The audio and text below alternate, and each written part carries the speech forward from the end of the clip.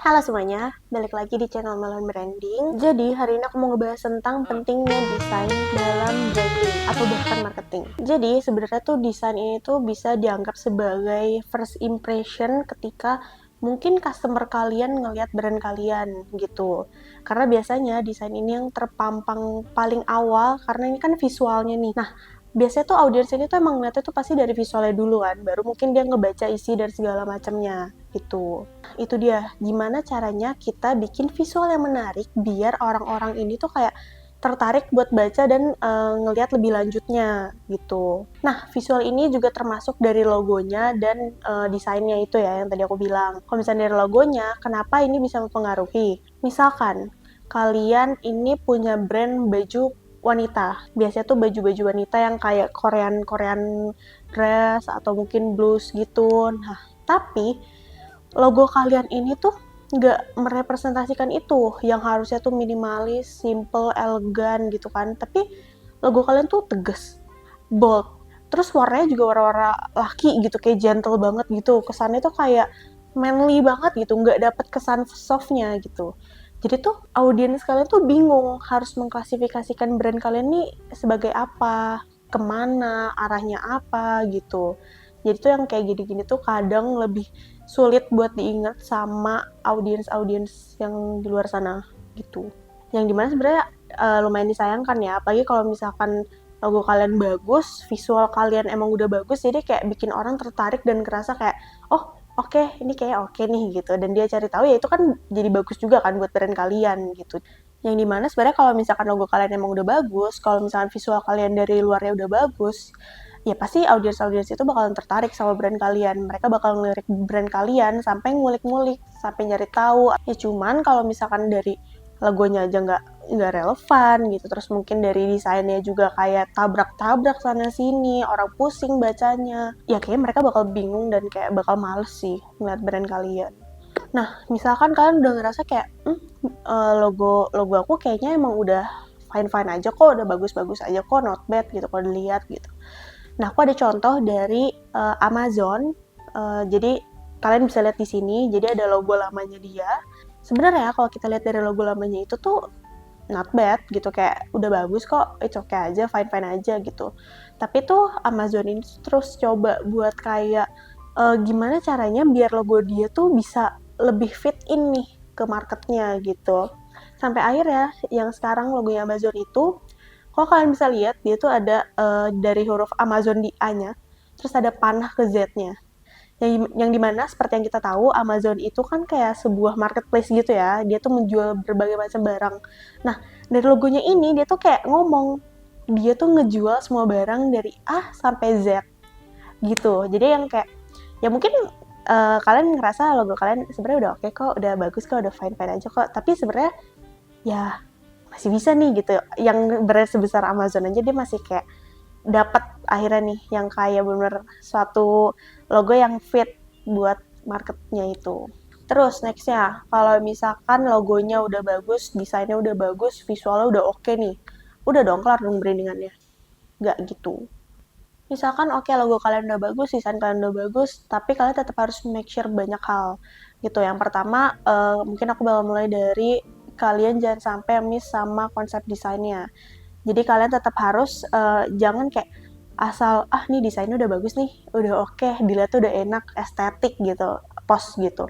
Sebenarnya nggak semudah itu. Kalian tuh tetap harus memperhatikan target audiens kalian. Misalkan target audiens kalian itu tuh anak muda yang kayak kesannya tuh aktif, terus semangat, fun, suka nongkrong kayak gitu.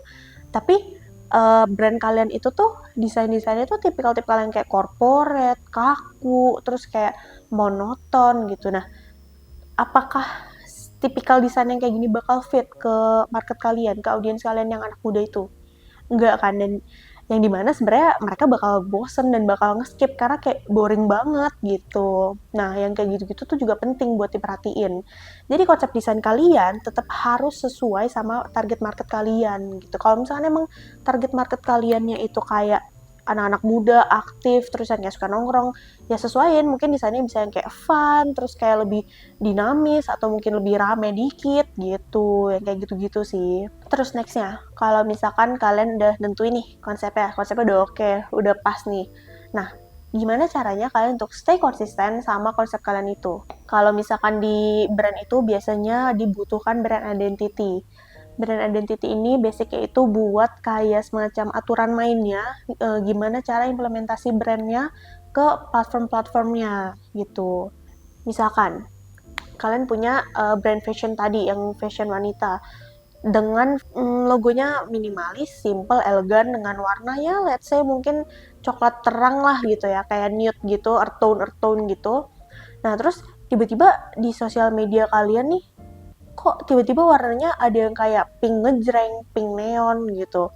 Itu kan termasuk nggak konsisten ya. Jadi kayak orang nih bingung, ini sebenarnya brandnya gimana sih, konsepnya tuh gimana sih, yang kayak kalem-kalem atau tiba-tiba kok ngejreng gitu. Mereka tuh bakal bingung. Mereka tuh bakal kayak susah mengingat brand kalian tuh sebagai apa tuh susah gitu, karena ketika kalian nih udah punya satu key visual, misalkan graphic element, atau mungkin kalian strict sama aturan-aturan main dari brand kalian, dari brand identity itu, bisa aja mereka tuh udah hafal gitu. Misalkan kalian cuma dengan pakai warna kalian, yang ciri khas warna kalian, orang udah tahu itu kalian, orang udah tahu itu brand kalian. Atau mungkin kalian punya suatu graphic element atau key visual yang kalian konsisten pakai di tiap-tiap platformnya, setiap kalian ngepost apapun itu kalian tetap pakai, dan orang-orang bisa aja ya apal cuma dengan ngeliat itu gitu. Mereka mungkin nggak perlu ngeliat logo kalian kayak gimana, namanya atau apa, tapi dengan satu hal itu mereka bisa tahu itu kalian gitu.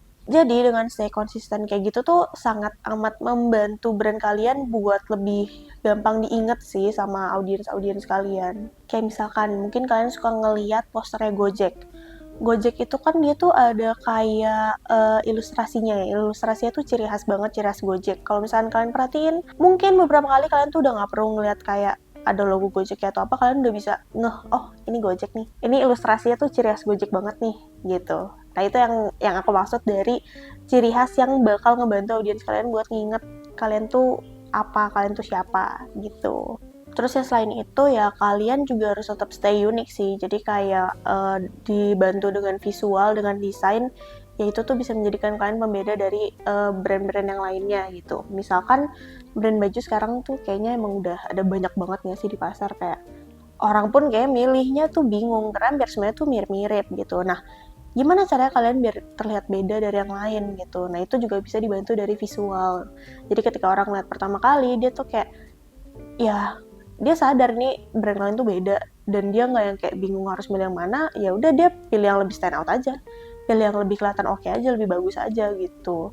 Yang kayak gitu itu sebenarnya yang sangat membantu sih ketika kalian harus rebutan customer, rebutan audiens sama kompetitor kalian. Jadi gimana caranya buat kalian stay unik, stay konsisten melalui desain-desain atau visual-visual kalian itu. Jadi ya kurang lebih itulah kenapa desain ini tuh cukup krusial dalam hal branding dan marketing gitu. Nah itu kan kalau yang tadi aku bahas itu kan soal yang kayak visual-visual aja kan. Terus kalau misalnya marketing tuh gimana sih gitu. Nah kalau misalkan dalam hal marketing itu, contohnya nih kalian mau pasang kayak mungkin banner atau spanduk gede gitu. Ini misalkan ke offline ya. Nah terus desainnya cuman asal ya udah taruh biar kelihatan aja gitu. Jadi dalam pembuatannya pun itu juga harus diperhatikan gitu, nggak bisa asal-asal cuman ceplok aja gitu. Karena ketika orang ngebaca banner itu, dia pasti ada yang kayak psikologinya gimana cara dia ngebacanya gitu. Nah hal yang kayak gitu kan juga diperhatiin ya. Nah itu kan juga masuknya ke dalam desain. Jadi gimana caranya biar desain kalian tuh lebih works aja gitu ketika diimplementasikan. Jadi nggak sayang aja gitu. Ya misalkan kalian bikin banner terus tiba-tiba tulisannya yang penting malah yang kecil gitu, nggak di highlight, nggak pop up, atau mungkin desain kalian tuh terlalu rame jadi orang bacanya pusing. Nah hal yang kayak gitu kan yang kayak sayang banget nggak sih. Jadi kayak harus ya sebenarnya bisa nge-guide customer, tapi ternyata malah bikin mereka kayak pusing gitu. Ya sebenarnya kurang lebih itu sih pentingnya desain dalam branding dan marketing. gitu. Ya intinya sih gimana caranya kalian aja untuk tetap stay konsisten, terus stay unik gitu. Jadi kalian tetap stand out di antara kompetitor-kompetitor kalian. Jadi desain itu nggak cuma sekedar estetik, minimalis, simple, terus enak dilihat gitu, nggak sebatas itu aja. Sebenarnya banyak banget komponen-komponen di belakang itu yang cukup mempengaruhi hasilnya nanti, outputnya gitu. Ya tentu yang barusan aku bahas itu tuh dari segi desainnya aja yang kayak udah aku mention dari tadi. Jadi sebenarnya tuh lebih banyak lagi faktor dalam branding dan marketing, tapi kebetulan karena aku desainer jadi aku akan ngebahas bagian desainnya aja gitu. Jadi next time kalau misalkan kalian nih ngeliat brand-brand kayak yang aku sebutin tadi yang kayak misalkan dia udah konsisten, terus kayak dia udah unik dari kompetitor yang lain, kalian boleh banget belajar dari brand itu gitu. Kalian bisa lihat apakah emang works secara kayak gitu atau ya mungkin emang cara brandnya masih salah jadi kayak masih gitu-gitu aja gitu. Oke, segitu aja dulu guys dari aku. Kayak video ini bakalan pendek, tapi nggak apa-apa. See you in the next video guys. Bye-bye.